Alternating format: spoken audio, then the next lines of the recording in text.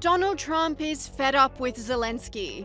After months of going back and forth trying to broker a deal between Russia and Ukraine, Donald Trump finally declared a deal has been reached with Russia, but not with Ukraine.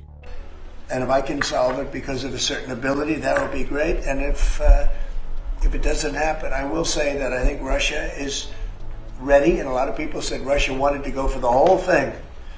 And I think we have a deal with Russia. We have to get a deal with Zelensky, and I hope that Zelensky, I thought it might be easier to deal with Zelensky. So far it's been harder, but that's okay. It's all right. But I think we have a deal with both. I hope they do it because I'm looking to save, and you know, we spend a lot of money, but this is about a lot of humanity. This is the worst. I get the pictures, the satellite pictures. I've never seen anything like it.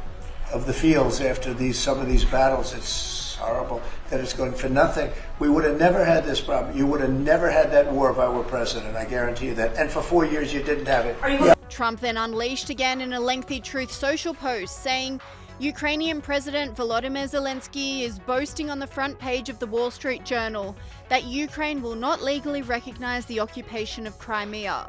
There's nothing to talk about here. This statement is very harmful to the peace negotiations with Russia. It's inflammatory statements like Zelensky's that makes it so difficult to settle this war. He has nothing to boast about. The situation for Ukraine is dire. He can have peace or he can fight for another 3 years before losing the whole country. Online commentators have backed Trump, also slamming Zelensky for stalling peace talks. This person said, "Every time the Trump administration suggests that Ukraine and Russia are getting close to agreeing to a ceasefire and commencement of peace negotiations, Zelensky goes public with a statement that effectively scuttles any chance of ceasefire. Trump is pissed."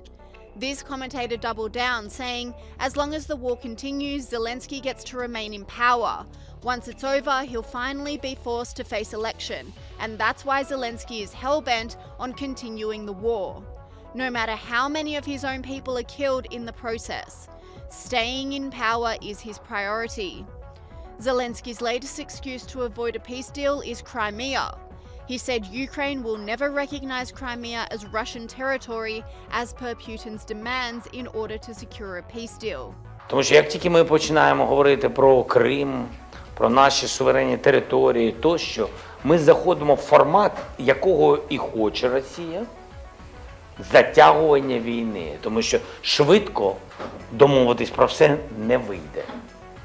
Ми 12-й рік воюємо. Це вже відповідь, чи можна з Росією домовитись в цілому, це риторичне питання. Чи можна домовитись з Росією швидко? Ні. Без тиску неможливо. Trump hit back in his Truth Social post saying, if he wants Crimea, why didn't they fight for it 11 years ago when it was handed over to Russia without a shot being fired? And Zelensky's Crimea pushback has stalled peace talks to the point that Marco Rubio has skipped planned negotiations in London.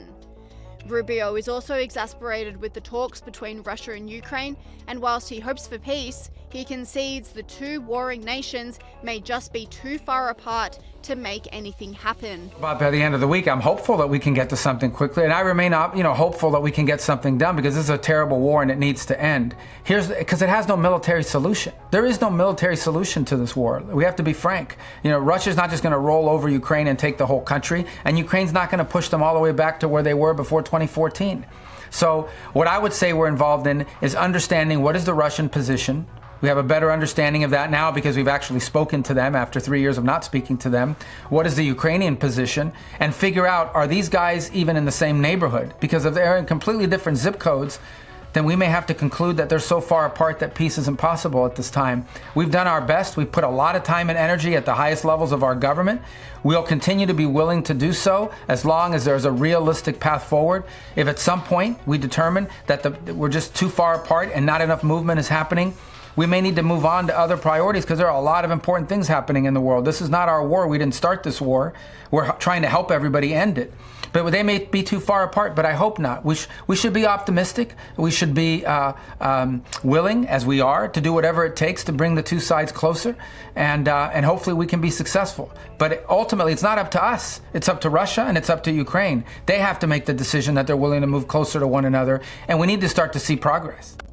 And whilst negotiations are continuing for now, experts aren't optimistic that a resolution will be reached. I think really we're heading away from negotiations right now and back into conflict without a foreseeable end. Not to say again that the two sides can go on forever, but they've both got more left in them, militarily speaking.